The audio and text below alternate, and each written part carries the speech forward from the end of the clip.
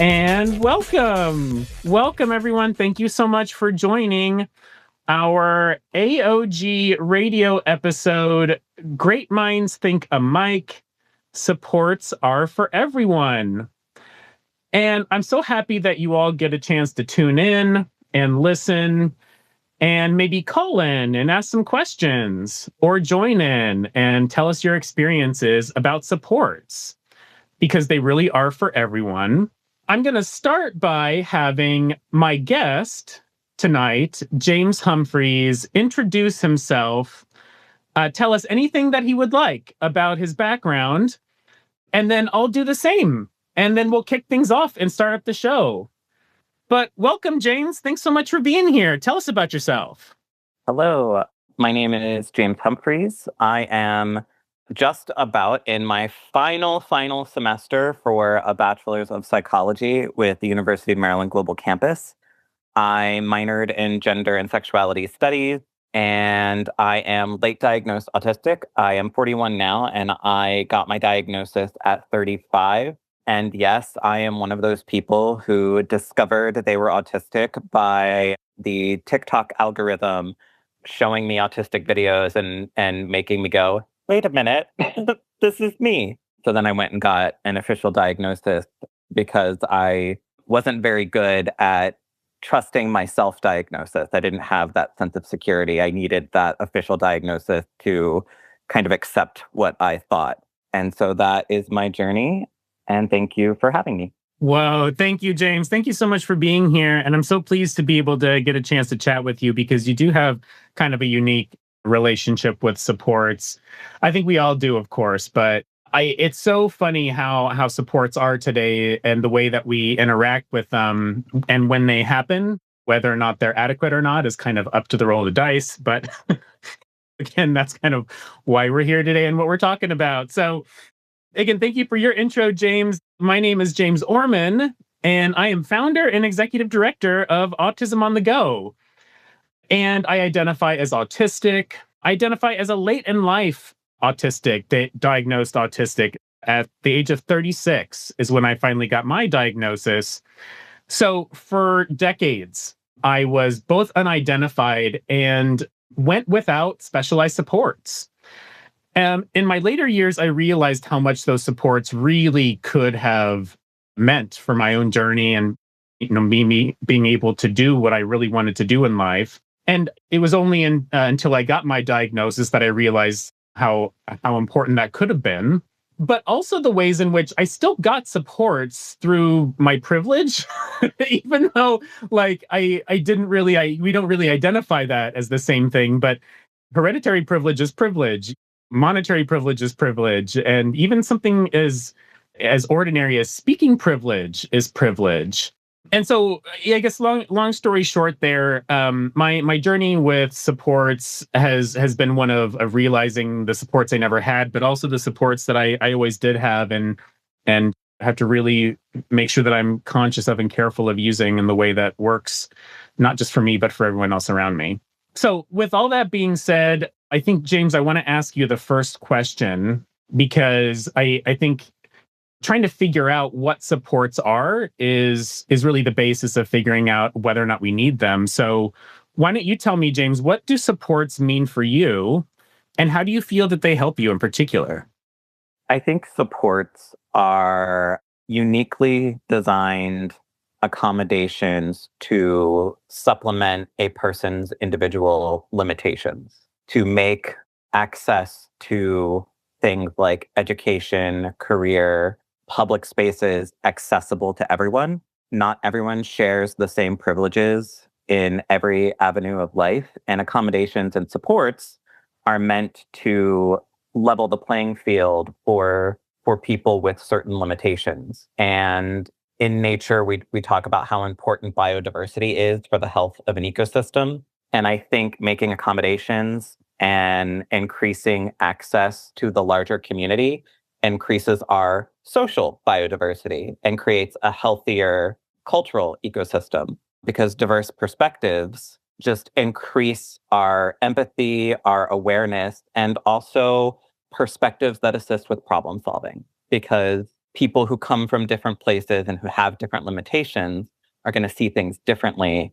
And that can actually increase our efficiency in tackling cultural and social issues. Wow, so well said, James. And I love that you brought in biology because now I get to nerd out. But yeah, no, I really like that because I was actually just thinking about something today, and it's the idea that like we have built society around the idea that if you can't keep up, that's on you. And it's like, wait a minute, like do we need that? Is that really what we need as a society? And then if it's not, and if we're doing that, what is the effect? And I think the effect is that we leave something of ourselves behind.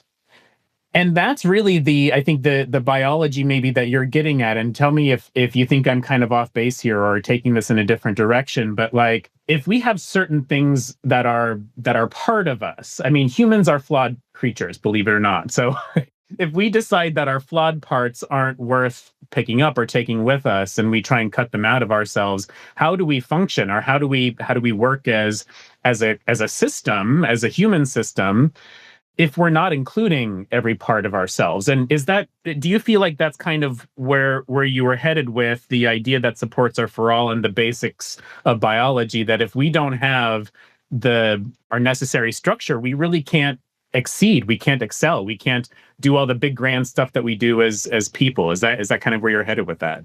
That and also just the importance of that diversity of perspective that comes from having a different starting place and a different point of view. The example that I've been mulling over is how people who are on the autism spectrum, a lot of us, as part of our profile of symptoms, we deal with emotional dysregulation and high rates of stress. We deal with sensory issues and become overstimulated. So we have this vulnerability to stress. And so we take that in terms of like the larger culture, and we have our typical majority who, of course, is also vulnerable to stress, but because they aren't as quickly activated in their stress responses, sometimes they're vulnerable to neglecting their stress moderation. So we, as people who are more vulnerable to stress, can serve as canaries in the coal mine, so to speak. When we are very impacted by stress, we're still an indication that those factors are affecting everyone else as well. And we might suffer the consequences sooner, but if those sort of systemic stressors don't get addressed, they will affect everyone in time. And so by having us as part of the system, part of the collaboration, we can kind of reveal those holes before it becomes a larger issue for everyone. We can help problem solve and workshop the reduction of those stressors before it becomes a larger problem and the space remains functional and accessible for everyone, because we were there to offer the perspective of, hey, this needs fixing because this is not a sustainable amount of stress. Okay, yeah, I get it now. When you said canary in the coal mine, I was like, oh yes, yeah, that is us, right? Yeah, we're the first ones to sound the alarm to the nonsense that happens, and the first ones to feel it because our systems are already on edge, or because we're that well attuned.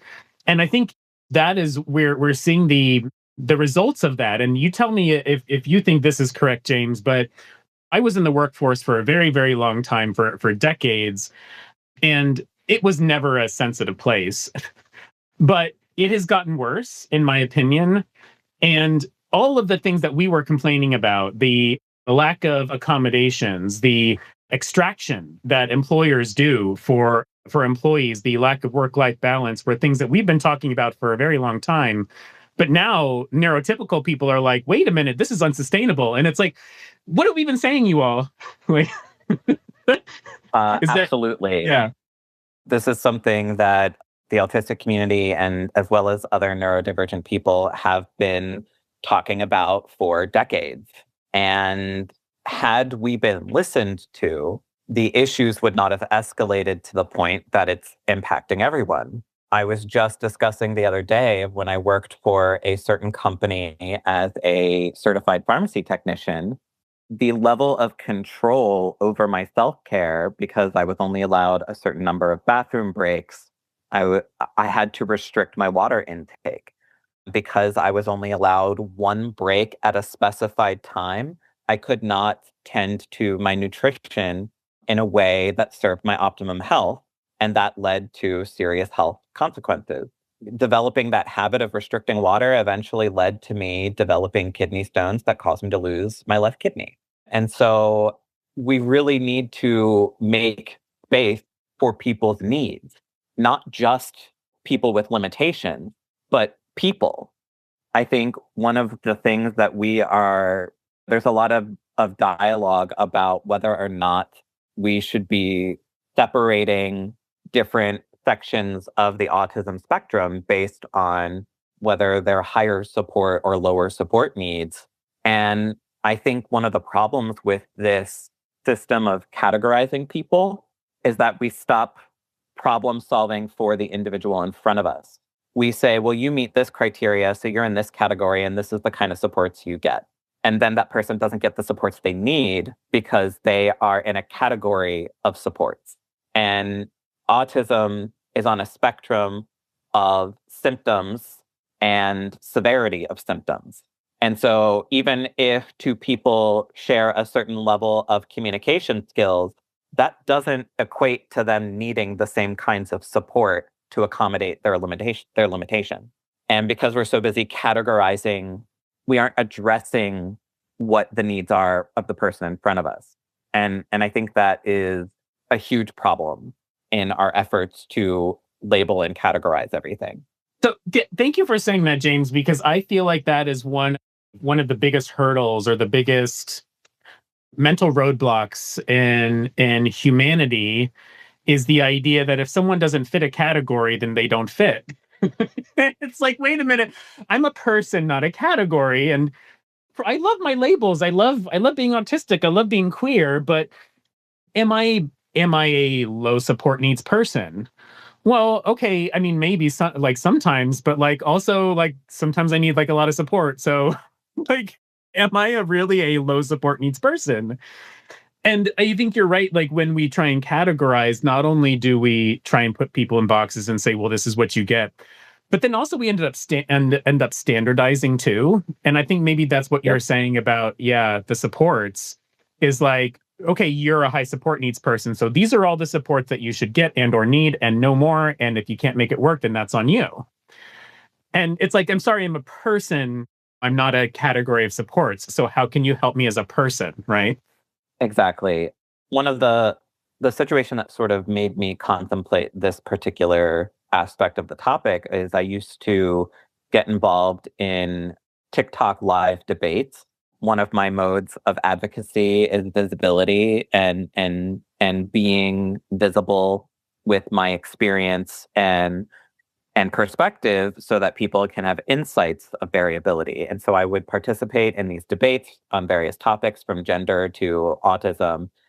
And one of the topics I kept coming across was there is belief amongst parents of autistic children that people who have higher communication skills don't need support, and thus any attempt to receive supports is taking away supports from their quote unquote more severely autistic child. That's how they frame the discussion. And it's again that categorizing that it just serves to limit what supports are accessible to people that need them. And one of the things I kept hearing from these parents of autistic children is that, well, you can communicate, so you can advocate for what you need better, and you can do that yourself. And I found that ironic because for the larger majority of my life, because in my background, my parents became parents at the ages of 14 and 15, and they were taught, you're an adult now because you're parents. And that was their approach to parenting their children. They expected us to act like adults when we reached 10 years old because that's how they were treated. So I wasn't exactly raised and nurtured. I was denied support because I was expected to behave like an adult as a child. And this caused my parents to diminish my expression of needing support. And so I learned to silence myself. And self advocacy is not something I was able to do until I got my autism diagnosis and I started saying, no, I need support. Before that, I diminished myself because that was what I was taught to do. I was not able to advocate for my needs. I was not able to say, I need help with this task. And so, for a large part of my early life, tasks did not get done. Doctor's appointments did not get made, taxes did not get done, bills did not get paid because I was overwhelmed and couldn't manage it myself. And I never asked for support. I didn't self advocate. And yet, these movements of categorizing levels of autism would say that because I can communicate well, that I don't need supports. When in fact, I am doing better now because I have a caseworker through Cornerstone Southern Maryland. They also operate in Montgomery County, who helps me manage my doctor's appointment, who collects my mail and keeps my paperwork organized, who knows my deadlines and assists in reminding me that I have things coming up. These were things I couldn't do on my own. And this community support offers me a level of independence that doesn't put pressure on my personal supports. They don't have to add to their load of administrative tasks because I have this person who's being paid to accommodate my limitation. And that makes me more independent and is part of why I have found academic success.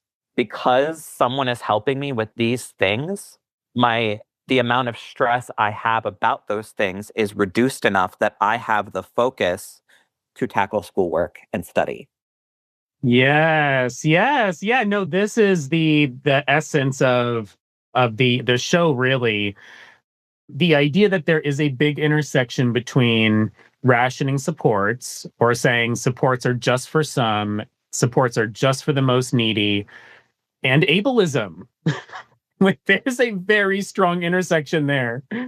Because I'll kind of share a little bit of my own journey. Is when I wasn't succeeding growing up, I was told, push yourself harder and do it more. And if you aren't succeeding, it's because of something you're doing, not because of something the system is doing or is not providing you.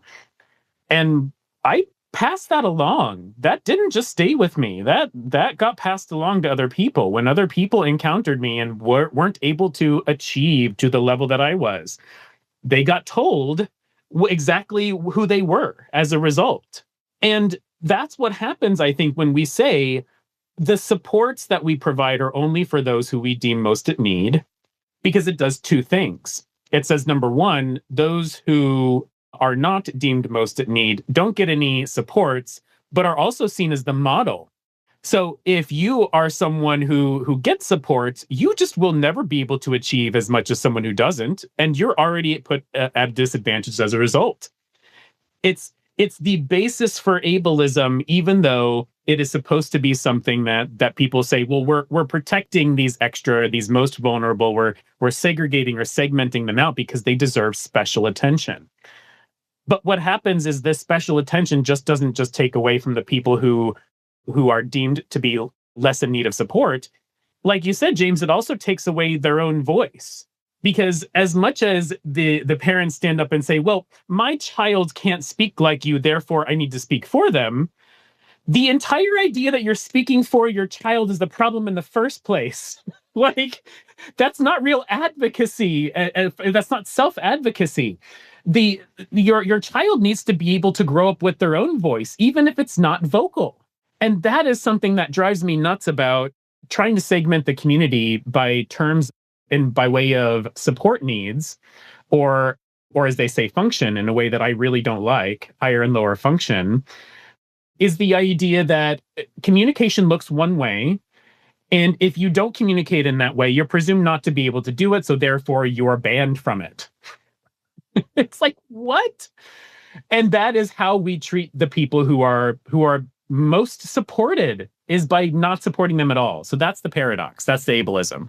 And And there's this other aspect that we don't really, that I had not seen sort of talked about a lot generally. And, and that is there are people in our community who can push themselves, who can overextend themselves to achieve goals. But there's this old saying, just because you can doesn't mean you should. And one of the things that doesn't get talked about a lot, again, I mentioned earlier, the autistic community, it has a high vulnerability to stress. Well, this past semester, I took psychology of stress, and one of the things that it talked about a lot is the negative health outcomes of high stress. People who live with persistent chronic stress, who experience holistic overload in their body's efforts to regulate and get back to homeostasis, the stress on the body leads to high outcomes of cardiovascular disease. It shortens lifespan to live with chronic stress. And so denying accommodations for a population of people who is vulnerable to stress is shortening lifespan. We can reduce our stress by developing and accepting accommodations. That just because we can push doesn't mean it's good for us not to accept support to reduce our need to push. And again, just like me accepting the community support of a caseworker, that reduces my stress. That reduces the amount of stress I carry. And that's good for my heart health. That's good for my fatigue level. When people experience high stress, they're prone to high levels of fatigue. Guess what? High levels of fatigue affects function and motivation. The more fatigued you become due to stress, the harder it is to motivate yourself to act where you need to. So the idea that, well, because you can, you should be doing this on your own is ultimately a path that leads to greater disability because we expend that energy to push and we reach holistic overload. And then we start developing health complications in relation to an oversaturation of stress. And then we end up with decreased lifespan. So personally, I think knowing that autistics are prone to stress and to, I hate to say it, but like cardiovascular issues as early as 40s. We have high rates of heart issues in our 40s and 50s, and that is in relation to high levels of stress. So everyone in our community needs accommodation. We need stress management. We need assistance to decrease our stress overload. And people just tell us to grit our teeth and push forward because that's what everyone needs to do. And that leads to disability and sometimes death. Wow, James, well said. And it's funny that you talked about gritting teeth because that's what I had to do growing up. That's literally what I did. They told me sit still and I couldn't. I had to get out that energy somehow. So I ended up grinding my teeth literally to the nerve. And I have severe dental problems now. Like, Same. I do too. right? Yeah. Like, it's so gross. Okay, so here's the next question, James, because this happens, we see it. But why? Why does this happen? Take your best guess. It's a big question, but why does this happen? Why are we doing this to ourselves? Wait, clarify. Why what? Yeah, why do people we are choosing this system. Like as people, we are choosing a non-supportive system. Why are we doing that as people? I think it has a lot to do with culture. These standards get created to fuel capitalism. That's essentially what it is. The people who run all the big companies and that need employees are doing their best to nickel and dime their staff. And if they accept the information we have about vulnerable populations and our needs for accommodations, that is a short step to accepting the needs of the general population. And it signals the need for greater systemic change. And that's something that those in with a lot of financial privilege and power of position do not want to do because it takes from their profits for themselves. of the absurd amount of money that they could never use in a lifetime. And so it is a system where people get sort of gaslit into believing that this is how it has to be for them, that then pushes them to put that on more vulnerable people as well. And it's like, well, this is how it is. This is how I have to live and work. So you need to as well. And at the end of the day, it's all about business profits rather than people. That's what denying accommodation is. People don't want tax money to go toward developing social programs that offer support. People don't want, they want a standard so that things are fair, even though this person with more privilege has more access because of the standardization than this person with less privilege. Well, guess what? That's not fair. Fairness is about making things accessible for everyone, not creating a standard that locks certain demographics out. That's not fairness. Yes, thank you. Thank you for saying that and bringing back in the idea that privilege really can be supports for those who don't otherwise get them. And that's how I think you're right. A lot of people operate today is I'm not a person with a disability because I've got so much money. I don't need to pretend I am. And like that's like so many people when they do that, then as a result say, well, you can work your way up. You can make enough money so that you don't have to get supports anymore. And it's like, well, if we could only realize that, if, for example, like my ability to walk, it's a privilege. And telling someone who can't walk or who needs an assistive device to walk that they can't access the same places as I do, that's inequity. And when we say you you can't make a living or you can't get health insurance unless you work and put your body through all these stressors, whereas someone who was born in money and never had to work a day in their life wouldn't have to put themselves through that stressor, that's a privilege. And so they don't need the support in the same way that someone else would. And therefore, I think you're right. That is at least part of the reason why they take it away from us or tell us we can't have it, is because they themselves don't need it. The people in power and the people with money don't need it. And it takes away from their bottom line if they give it to us. And it's like, wait a minute, like, aren't we people? Right. Yeah. And another aspect of that is they encourage the cultural expectation and norm of the general sort of ability privileged community to adopt that attitude. And what I like to call ability privilege don't understand is oftentimes people who have ability privilege, that's temporary. We all age. We all could get harmed and disabled from an accident. In disability advocacy, the ability privileged community is referred to as temporarily able-bodied. That's what they call the privileged majority, because whether through accident or age, the only way we escape disability is if something takes us out quickly before we become disabled. So we're either going to die before we become disabled, or we will become disabled. And if we don't become disabled, someone we care for will likely become disabled. Disability isn't a small community of just this like little section of people. Like disability is something that most people have to face at some point in their lives. And creating accessibility services benefits everyone. You cannot rely on your ability privilege to sustain through your entire life.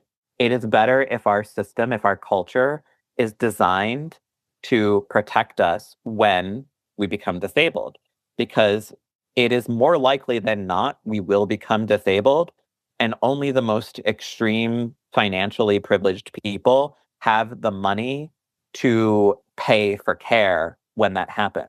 Most of us, even those of us who are financially stable, cannot keep up with the kind of bills that consistent support for disability would require you to pay out of pocket. So it's better if those systems are built into general access Those systems should be in place because most of us need accommodation and disability support.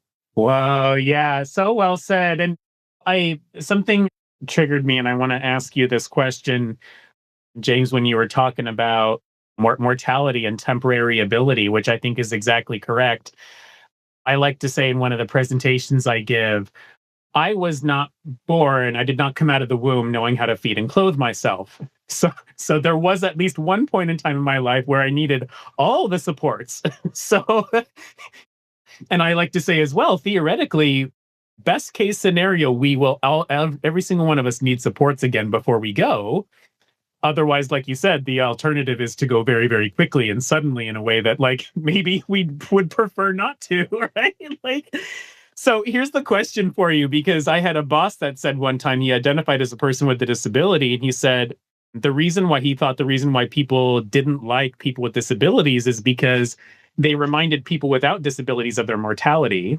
The question I have for you, James, is how much of ableism or deciding that supports are only for some people, or trying to push people to do better despite not need, how much of that is just fear based and not fear of not wanting to fall behind, fear of not wanting to look weak, and how much of that do you think is fear based? I think there's a lot of that is fear based, but also we live in a world where privilege is kind of scarce. Privilege of time, privilege of money, privilege of ability. There are a lot more people with some sort of deficit, even if it's not disability, than not. People spending all of their time at a job and still not having enough money for all that they need for life. Cost of living is high, wages are low. That's for everybody. And our culture has evolved around coping with that rather than answering the need, a system of lording what privileges you have over others to emotionally compensate is the go-to. So people who have privilege in one avenue fixate on the privilege they have and lord that over those who don't have it to make up for that lack of privilege in other avenues. They feel disempowered here, so they cling to the sense of power they have over here.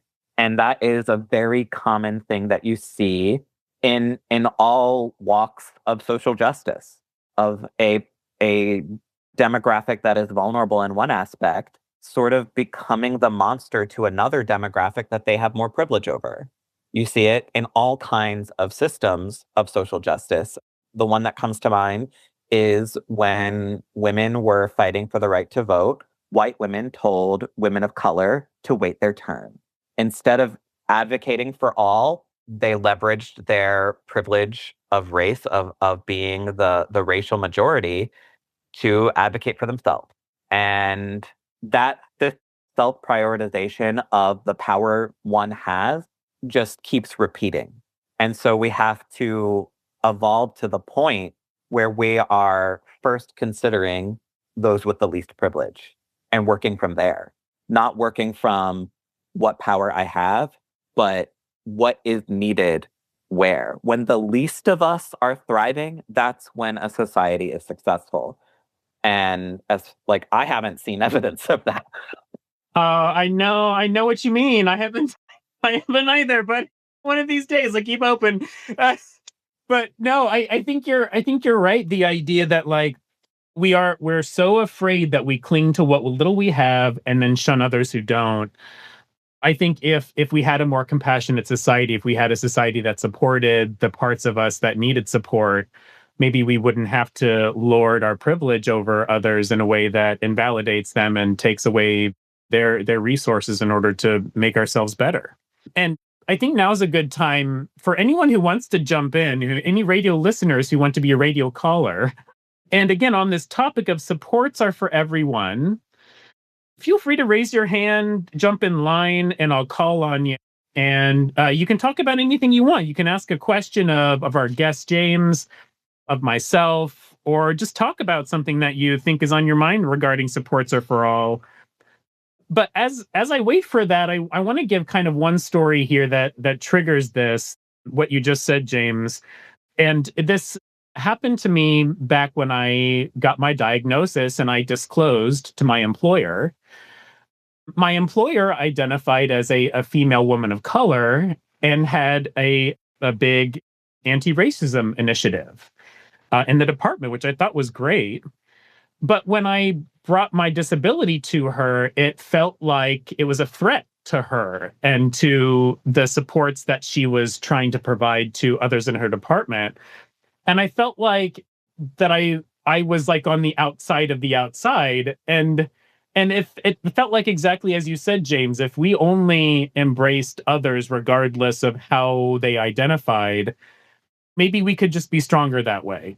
Have you ever experienced something like that, James, that kind of not reverse discrimination, because that's not what we're talking about, but like the actual ways in which a discriminated class then goes about discriminating? It is a trauma response. When someone is disempowered, systemically or personally, it impacts that sense of self-worth. It activates that nervous system sense of threat and fight or flight. And this is where we get into intersectional identities. You and I are both minorities and that we are disabled. We have autism that has created lack of privileges in access to things and in social support. We are both queer. That is another thing that has made us vulnerable, that has put us on the outside. And so we have these experiences where we've been harmed by those who are systemically empowered. But also, we are white men. We wear the face of the most privileged. And that is often the first thing people see, especially those who are in more vulnerable demographics, people of color and women. The first thing they're going to see about us is that threat, because that is the face of what has caused so much harm to so many demographics, including our own vulnerable identities of queer people and neurodivergent people. So there is a level of navigation that has to happen, that those of us who are both vulnerable minorities and people of privilege, is we sort of have to be prepared for that trauma response from other vulnerable demographics.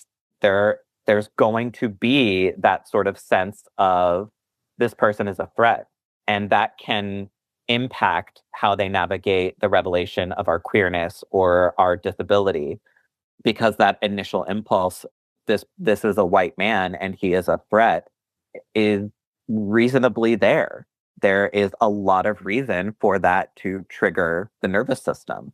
And that's something we have to understand about it, is that this is a nervous system issue. Systemic oppression that has a face triggers the vulnerable's nervous system.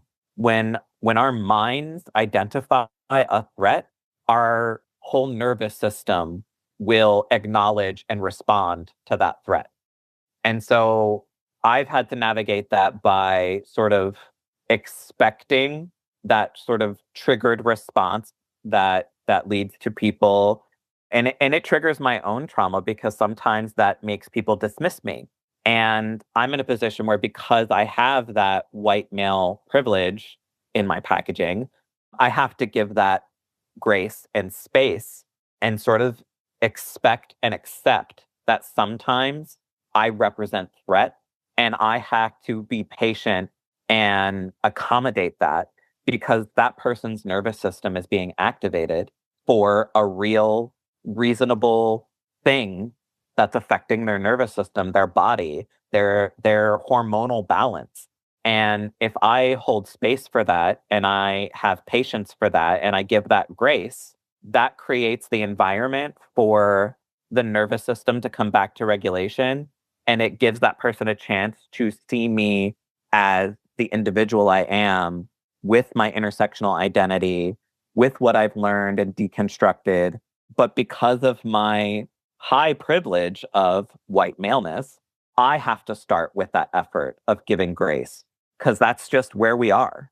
I am so pleased that you brought it back to grace, because grace is support. I do believe that grace is support, and I do believe that supports are for all. And I think that you're right. When people have a privilege, especially presentation privilege, we also have, what do you call it? A way to, and a responsibility to provide equity, grace equity. Yes. And I learned this recently. I'm dealing with another issue, and not to get too far afield of the actual topic here, but I learned recently, and because what you said triggered this, something called state dependent response.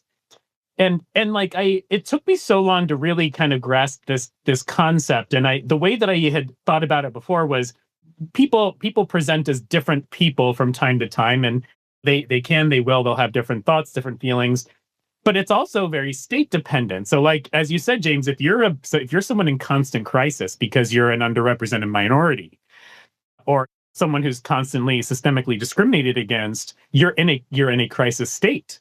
Even if it's a low level state, is a constant crisis state, and you will be responding as if you were in a constant crisis state. Exactly. Yeah, and you have to accommodate for that. That's part of supports too, is accommodating those states. So that's a good point. Yeah. And like, stress and trauma affects our nervous system and neurological processing. And so the more we can understand that and accommodate for that, the more we create the opportunity for vulnerable people to heal that trauma. And the whole history of America is based on trauma. And I don't think we as a culture, a nation, have ever had a mass movement to heal our systemic and cultural trauma from multiple varied angles: violence, systemic oppression, just everything. We are a nation with that started with trauma. People fleeing oppression, who then moved into becoming oppressors, perpetuating violence, invalidating the humanity of others. And we have slowly been working on creating equity of right, but that has not come with the attention to healing systems of trauma. And something people don't often consider is that performing violence is just as traumatic as experiencing violence. No one has escaped this system of trauma at all. Everyone is impacted by the system of trauma, and everyone needs trauma-informed care. Whoa, yes, 100%. Okay, and I'm going to take it a step further. People need support. Everyone deserves support. I think communities need support too. I think like systems, people's cultures need support. And I feel like there's one thing that, especially Western culture, but I don't know, maybe modern culture in general, has has gotten really far away from. And I'll speak a little bit big. I'll speak a little bit kind of in my way. And I'll also just identify personal experience here. Growing up Orthodox Christian, I currently identify as without a religion or without a spirituality, without a belief or belief system in that religious way. But I think that there is something to community forgiveness, community healing, and the support of, like you said, trying to bring a community through its traumatic past that we have completely lost touch with as a people. And I feel like in the past we had religion to go to, or we had these rituals, or we had these events, these shared experiences that allowed us to get through times and heal. And I mean, things like Jubilee, like I think the entire basis was about debt forgiveness. And like the idea that that was actually good for a society was when we could actually forgive everyone's debts all at once. Like, wouldn't that be nice? You know? And yeah, what about the idea, James, kind of expanding it here, of community supports? If what supports could we use as a community to heal and to be better and to thrive? I think one thing, of course, in general, healthcare needs to be a right, not a business. Healthcare should be paid for by taxes. We shouldn't be paying out of pocket for healthcare. And mental health care should be routine. It should not be seen as, when you hit crisis, then maybe you do it. There's still a lot of like school of thought that accessing therapy or psychiatry is something you do in extreme situations or if you have privilege. It is something that a lot of people don't see as routine for the general population. It should be. At minimum, I think we should be going to, if we're stable and healthy, at minimum, quarterly check-in every 3 months or whatever. And instead, most people don't ever even go to therapy. They don't ever do that work to understand themselves and how what aspects of their life are contributing to certain behavior patterns. Like people just don't do that work. They focus on immediate needs because we live in a system of fight or flight. Everyone's nervous systems are always activated. Everything that happens in the news, the system of social media where we are always accessible and visible. So we're not getting recharge time of like being disconnected. We're not recuperating as well as we used to. Everything is very activated and heightened, not to mention, again, those like cultural traumas that have not healed. So everyone is more activated than ever before just from this constant activity. And most of us aren't getting any treatment or any skills workshops to learn how to cope better, to learn how to regulate our emotions better. And and part of that is because these things aren't accessible on top of the cultural sort of negativity towards psychology. People think only those who are weak go to therapy. And in truth, it's only those who are strong enough to address their vulnerability go to therapy. It's the people who avoid and suppress that aren't facing their problems and addressing them.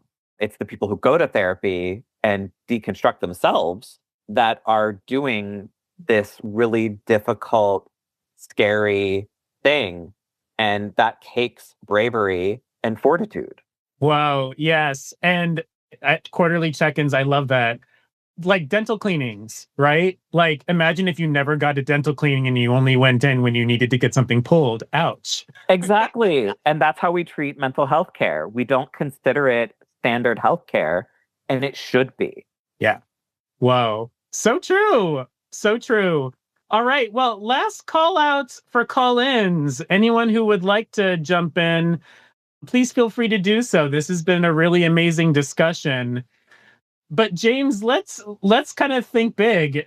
In let's say that we had our druthers and we could build a society where people got support. What would that look like? How would people be? One of the things that I read about in one of the studies for my psychology of stress class was how there has been some exploration gathering staff in these committees for jobs where the staff addresses and discusses where there are increased stressors for the position. And then as a team, they workshop how to decrease the stressors of the company. And when we establish that level of communication, people's needs get addressed. We need more communication about the needs of our communities, whether that's in the workplace, on the community level, within our family systems. We need to be more receptive to the idea of unique individual needs and accommodation. And that starts with open communication, vulnerability about where we are struggling. And we largely are in this system where vulnerability gets shamed. So we need to, in order to develop better systems for our culture, it starts with better communication and vulnerability.